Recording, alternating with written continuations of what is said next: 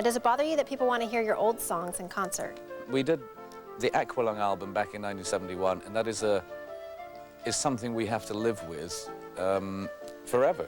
There are a couple of tracks on there, Aqualung and Locomotive Breath, that I guess it would be very disappointing for some members of the audience if we didn't play them. Because for somebody every night, whether it's 10 people, 100 people, or 1,000 people, or in Bogota, Colombia, maybe 10,000 people, it'll be the first time they ever saw Jethro Tull, and maybe the only time they see Jethro Tull, so we don't play Aqualung. They're going to be, and very understandably, you know, pretty choked about it. So you have to remember that is a kind of a responsibility. So tell us about Thick as a Brick.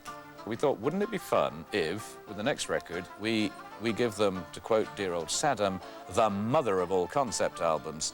And so we came up with something that was a deliberate spoof. You know, it was a little bit of a Mickey take, I hope in a nice way, but even to the point of pretending the lyrics had been written by a 12-year-old boy, and it was really kind of over the top and quite preposterous in some ways. But it had elements of humor, it had some fun. People saw it as a kind of Pilgrim's Progress, sort of, you know, in musical terms, that it was telling some story, which I guess it was, but it was nonetheless a bit of a put-on. Done with a generous spirit of heart, but kind of kidding people along nonetheless.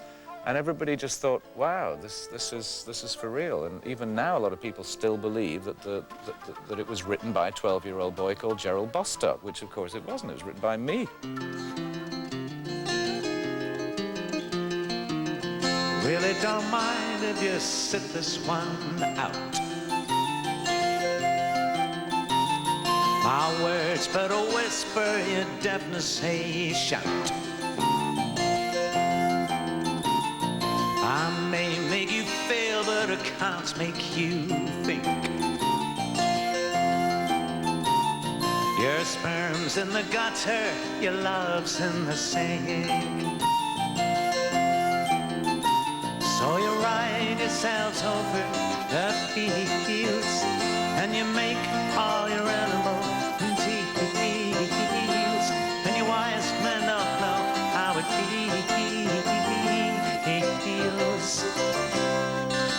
to be thick as a brick.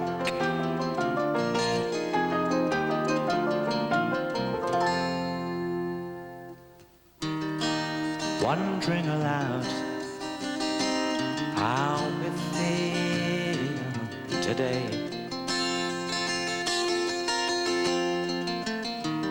Last night sipped the sunset, my hand in her hair.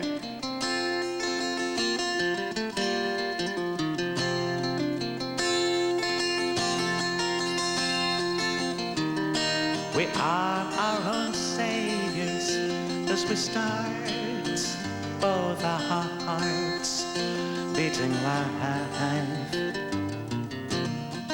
into each other.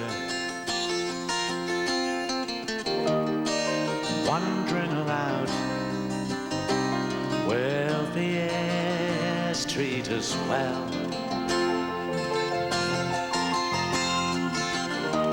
As she floats in the kitchen, I'm tasting the smell.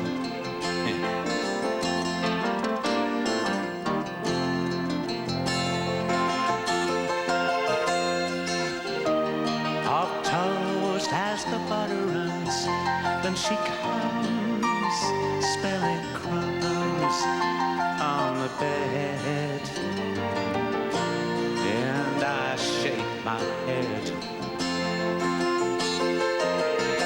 And it's only the giving that makes you ba-da-da-da-da.